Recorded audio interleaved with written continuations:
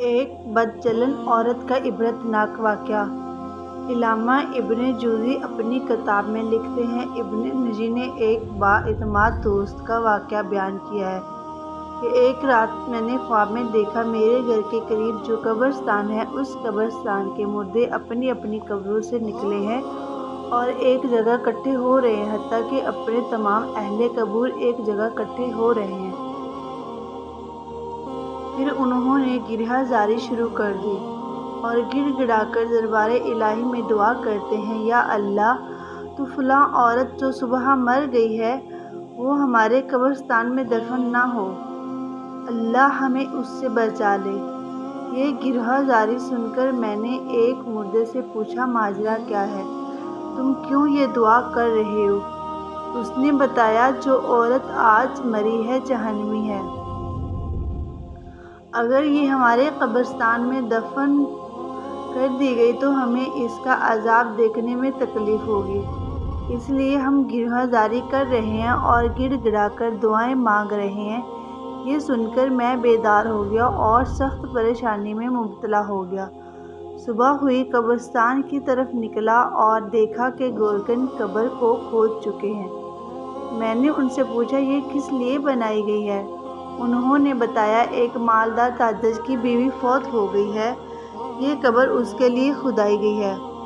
میں نے ان کو رات والا منظر بتا دیا۔ گورکن نے واقعہ سن کر قبر بند کر دی۔ اب میں انتظار کرنے لگا کہ کیا ہوتا ہے۔ تھوڑی دیر گزری تو چند آدمی آئے اور گورکنوں سے پوچھا، قبر تیار ہے؟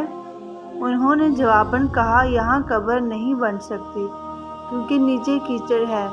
وہ آدمی یہ سن کر دوسرے ڈیرے پر چلے گئے۔ چونکہ وہاں بھی خواب والی بات پہنچ چکی تھی، اس لیے انہوں نے بھی قبر کھودنے سے انکار کر دیا۔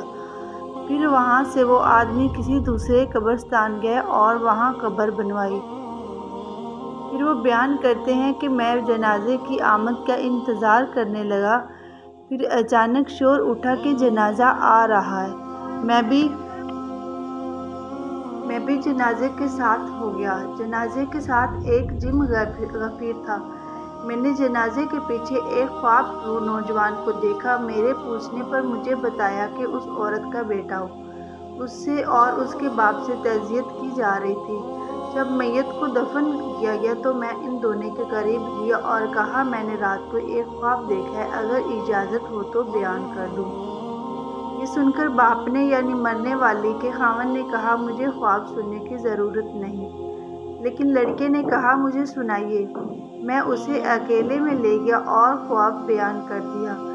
پھر اس سے کہا، تجھے چاہیے کہ تو اس بات کی تفتیش کرے اور وجہ معلوم کرے کیونکہ قبر والوں نے گڑ گڑا کے دعا کی ہے۔ اس نوجوان نے کہا، تو مجھے کچھ معلوم نہیں تھا، مگر اتنا جانتا ہوں کہ میری ماں شراب نوشی کرتی تھی اور گانے سنتی تھی، نیز دیگر عورتوں پر بہتان لگایا کرتی تھی، مگر یہ افعال اتنے سنگین نہیں کہ یہاں تک بات پہنچ جائے کہ مردے بھی یہ دعائیں کریں کہ یہ ہم میں دفن نہ ہو۔ پھر وہ نوجوان مزید کہنے لگا کہ ہاں، ہمارے گھر ایک بوڑھی عورت ہے جس کی عمر 99 سال کی ہے۔ وہ میری ماں کی دائیا اور خدمتگار تھی۔ اگر آپ چاہیں تو چلیں، چل کر اس سے پوچھ لیتے ہیں، شاید وہ میری ماں کا کردار جانتی ہو۔ پھر ہم دونوں اس نوجوان کے گھر گئے۔ اس نوجوان نے مجھے ایک بالا خاتون سے ملوایا۔ اس نوجوان نے بڑھیا کو میری طرف متوجہ کیا۔ میں نے خواب بیان کر کے پوچھا، اماں، کیا تیرے پاس کچھ معلومات ہیں؟ یہ سن کر بڑھیا کہنے لگی، میں اللہ سے دعا کرتی ہوں کہ وہ اسے بخش دے، وہ عورت بہت زیادہ بدکار تھی۔ اس پر نوجوان نے بڑھیا سے پوچھا، کیا میری ماں شراب نوشی، گانا سننے اور عورت پر بہتان لگانے کے سوا اور بھی کسی گناہ میں مبتلا تھی؟ بڑھیا نے کہا، بیٹا، اگر تو برا نہ مانے تو میں تجھ کو بتا دیتی ہوں، کیونکہ اس آدمی نے جو خواب بیان کیا یہ تیری ماں کے گناہوں کے سامنے معمولی ہے۔ یہ سن کر نوجوان نے کہا، میں چاہتا ہوں کہ تو ہمیں بتائے تاکہ ہم ایسے کردار سے بچ جائیں اور عبرت حاصل کریں۔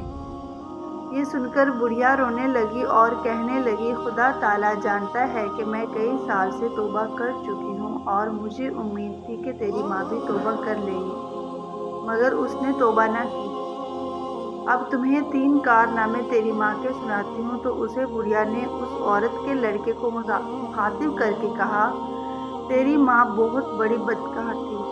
ہر دن 2 نوجوان اس کے گھر آتے تھے جس سے وہ اپنی خواہش پوری کرتی تھی، اور تیرا باپ بازار میں کام کرتا تھا۔ پھر تو جب جوانی کو پہنچا تو نہایت حسین و جمیل ہو چکا تھا۔ میں دیکھا کرتی تھی کہ تیری ماں تیری طرف شہوت کی نظر سے دیکھا کرتی تھی، حتیٰ کہ ایک دن تیری ماں نے مجھے کہہ دیا کہ میں اپنے بیٹے پر فریفتہ ہو گئی ہوں، لہٰذا کسی طریقے سے اس کو میری طرف راغب کر۔ میں نے یہ بات سن کر تیری ماں سے کہا، بیٹی یہاں تک کیوں جاتی ہے؟ تیرے لیے اور بہت سارے نوجوان ہیں جن سے تو اپنی خواہش پوری کر سکتی ہے، لہٰذا بیٹی تو اللہ تعالیٰ سے ڈر اور اس ارادے سے باز آ جا۔ تو تیری ماں کہتی تھی، نہیں مجھے اس کے سوا صبر نہیں۔ تو میں نے تیری ماں سے پوچھا، تو اس مقصد میں کیسے کامیاب ہو سکتی ہے؟ حالانکہ بیٹا بھی اب 9 عمری کو ہے تو خواہ مخواہ بدنام ہوئی، لہٰذا خدا کے لیے اس ارادے سے باز آ جا۔ تو تیری ماں نے مجھ سے کہا، اماں تو میری مدد کرے تو میں کامیاب ہو سکتی ہوں۔ میں نے پوچھا، کیا ہیلا کیا جائے؟ تو تیری ماں نے کہا کہ فلاں گلی کے مکان میں ایک عرضی نویس ہے، وہ رقعے یعنی خط لکھ کر مردوں کو عورتوں سے ملاپ کراتا ہے اور اجرت لیتا ہے۔ تو اس کو کہے کہ وہ میرے بیٹے کو تحریر لکھے اور نام لیے بغیر کہے کہ ایک دوشیزہ تجھ سے عشق کی حد تک محبت کرتی ہے، وہ تجھ سے فلاں جگہ فلاں وقت ملاپ چاہتی ہے۔ اس بوڑھی عورت نے کہا کہ میں نے ایسا ہی کیا، اور جب تجھے میں نے وہ خط دیا تو تو بھی فریفتہ ہو گیا اور تو نے لکھ کہ مجھے منظور ہے، فلاں وقت میں آ جاؤں گا۔ تو میں نے تیری ماں کو وہ خط لا کر دے دیا۔ تیری ماں نے جواب پڑھ کر کہا، اماں تو میرے بیٹے سے کہو کہ فلاں وقت فلاں جگہ آ جائے، اور تو فلاں بالا خانہ اچھی طرح تیار کر اور اس میں پھل اور خوشبو وغیرہ کا انتظام بھی کر۔ تو میرے بیٹے کو یہ بھی کہے کہ جس عورت نے تجھے بلایا ہے وہ ابھی دوشیزہ ہے اور روشنی پسند نہیں کرتی، بلکہ یہ کام اندھیرے میں ہی بہتر ہے، تاکہ تمہارے والدین کو تم پر شک نہ گزرے۔ پھر میں تیرے پاس آئی تھی تو تو نے یہ بات مان لی اور رات کا وقت مقرر ہوا۔ میں نے تیرا جواب تیری ماں کو پہنچایا تو اس نے بہترین کپڑے پہنے، عمدہ خوشبو لگائی اور وہ اس بالا خانے میں پہنچ گئی، اور پھر تو بھی پہنچ گیا۔ پھر تو وہی سو گیا تو میں نے صبح کے وقت آ کر تجھے جگایا۔ پھر چند دنوں کے بعد تیری ماں نے مجھ سے یہ کہا کہ اماں میں اپنے بیٹے سے حاملہ ہو گئی ہوں، اب میں کیا کروں؟ تو میں نے کہا، مجھے تو کچھ سمجھ نہیں آ رہی کہ تو کیا کرے، لیکن تیری ماں کسی ہیلے بہانے سے تجھ سے اپنی خواہش پوری کرتی رہی، حالانکہ ولادت کا وقت قریب آ گیا۔ تو تیری ماں نے تیرے باپ سے کہا کہ میں بیمار ہوں، میں چاہتی ہوں کہ کچھ دن اپنی ماں کے پاس رہ آؤں۔ تو تیرے باپ نے اجازت دے دی۔ پھر میں اور تیری ماں تیری نانی کے گھر چلے گئے۔ وہاں ہم نے ایک کمرے میں رہائش رکھ لی، اور جب ولادت کا وقت آیا تو میں ایک دائیا کو بلا کر لائی۔ تو تیری ماں کے ہاں ایک بچہ پیدا ہوا جسے تیری ماں نے مار دیا، اور پھر ہم نے وہ بچہ دفن کر دیا۔ ابھی کچھ دن گزرے ہی تھے کہ تیری ماں نے مجھ سے کہا کہ اب پھر میں اپنے بیٹے سے خواہش پوری کرنا چاہتی ہوں۔ تو میں نے کہا، بیٹی جو کچھ ہو چکا تیرے لیے کافی نہیں؟ تو تیری ماں نے کہا، مجھے صبر نہیں ہے، اور پھر اسی طرح یہ سلسلہ شروع ہو گیا۔ پھر جب وہ بڑھیا دوسرا واقعہ سنانے لگی تو اس عورت کے بیٹے نے یہ کہہ کر بات ختم کر دی، اماں بس کر، اتنا ہی کافی ہے، اللہ تعالیٰ میری ماں پر لعنت کرے اور ساتھ تجھ پر بھی لعنت کرے۔ یہ کہہ کر وہ اٹھ کھڑا ہوا اور میں بھی اس کے ساتھ اٹھ کر آ گیا۔ کاش کہ وہ بڑھیا دوسرے 2 واقعات بھی سنا دیتی۔ اس واقعہ سے ہمیں یہ سبق ملتا ہے کہ اندازہ کیجیے جب انسان کی شرم و حیا ختم ہو جائے تو وہ کس قدر پستی میں چلا جاتا ہے۔